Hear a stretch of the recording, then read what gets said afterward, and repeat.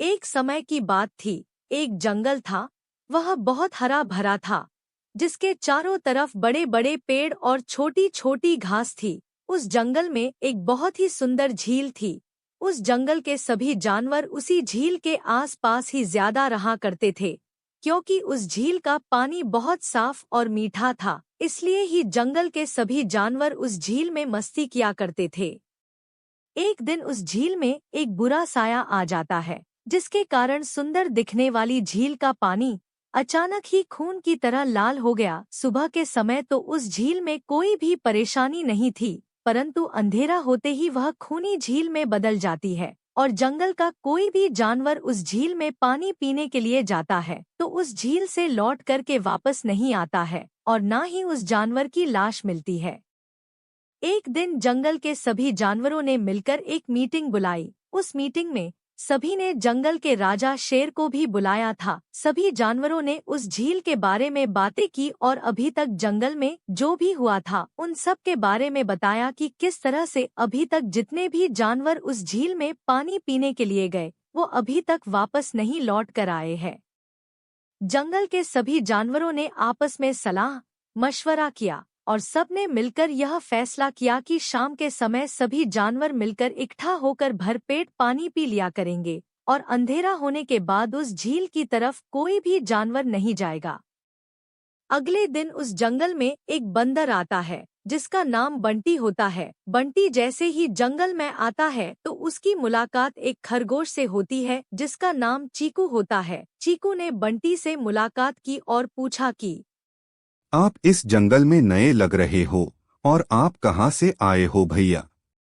बंटी ने चीकू की बात का जवाब देते हुए कहा कि मेरा नाम बंटी है और मैं शहर के एक चिड़ियाघर से भाग कर आया हूँ। मैं बहुत ही परेशान हूँ, तो क्या तुम मुझे इस जंगल में कोई रहने की शांत जगह बता सकते हो?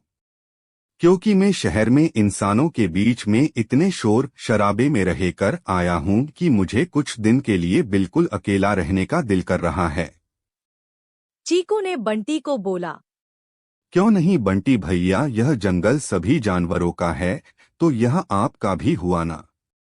अब चीकू ने बंटी को पूरा जंगल घुमाया सिवाय उस झील को छोड़कर। चीकू ने बंटी को ना तो उस झील के पास लेकर गया और ना ही उस खूनी झील के बारे में कुछ बताया। चीकू बंटी को केले के पेड़ के पास ले जाकर छोड़ देता है। बंटी को केले के पेड़ के पास ही बरगद का एक बहुत बड़ा पेड़ नजर आता है। बंटी को वह जगह बहुत पसंद आती है। बंटी ने चीकू का धन्यवाद किया और अब चीकू बंटी को वहीं पर छोड़कर चला गया।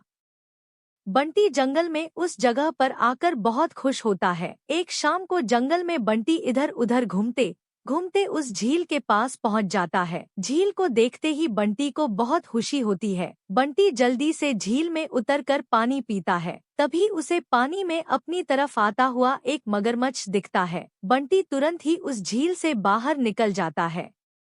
झील के अंदर मगरमच्छ काफी दिनों से भूखा था, क्योंकि अब झील में कोई भी जानवर काफी दिनों से अकेला नहीं गया है। इसी कारण से मगरमच्छ ने काफी दूर तक बंटी का पीछा किया। अपनी जान बचाने के लिए बंटी एक पेड़ पर चढ़ जाता है। मगरमच्छ कुछ देर बंटी का इंतजार करके पानी में वापस चला जाता है। उसके बाद बंटी पेड़ से उतरकर अपने घर के तरफ घबराया हुआ जाता रहता है। उसे रास्ते में एक हिरन मिलता है जिसका नाम गट्टू है। गट्टू ने बंटी से पूछा, क्या हुआ बंदर भैया, आप इतना परेशान क्यों हो? बंटी ने सारी बात गट्टू को बताई। फिर गट्टू ने बोला, आपको उस खुनी झील के बारे में चीकू ने नहीं बताया था क्या? तभी वहाँ पर चीकू भी आ जाता है। चीकू भी बंटी से पूछता है। क्या हुआ? चीकू के पूछने पर बंटी ने उसे भी सारी बातें बता देता है। बंटी की बातें सुनने के बाद चीकू और गट्टू दोनों ने मिलकर के जंगल के सभी जानवरों और इकट्ठा करके शेर के पास जाते हैं। बंटी ने जंगल के सभी जानवरों को अपनी बात बताई। शेर और जंगल के बाकी जानवरों ने बंटी की बात को झूठ समझते हैं। शेर ने बंटी से कहा कि अगर उस झील में कोई मगरमच्छ रहता है तो किसी को तो नजर आता, या फिर किसी जानवर को दिन में नुकसान क्यों नहीं पहुंचाया? तुम झूठ बोल रहे हो बंटी, इस झील में कोई बुरी आत्मा का साया है। बंटी बहुत समझाने की कोशिश करता है, मगर कोई भी बंटी की बात पर विश्वास नहीं करता है। शेर बंटी पर दहाड़ने लगता है। बंटी और बाकी के सभी जानवर शेर के दहाड़ने से डर जाते हैं। बंटी ने फिर शेर से कहा, एक बार मुझे सच क्या है साबित करने दीजिए। अगर मैं झूठा हुआ तो आप मुझे खा जाना, नहीं तो आप मुझे जिंदगी में कभी भी नुकसान नहीं पहुंचाना। फिर शेर भी बंटी की बात को मान लेता है। बंटी फिर सबसे एक बहुत लंबी और मजबूत रस्सी मांगता है। सभी जानवरों ने मिलकर बंटी को जैसी रस्सी चाहिए थी तुरंत बनाकर दे दी। फिर सभी जानवरों ने सुबह होने का इंतजार कर रहे थे। वे सभी देखना चाहते थे कि आखिर बंटी उस रस्सी से क्या करने वाला है।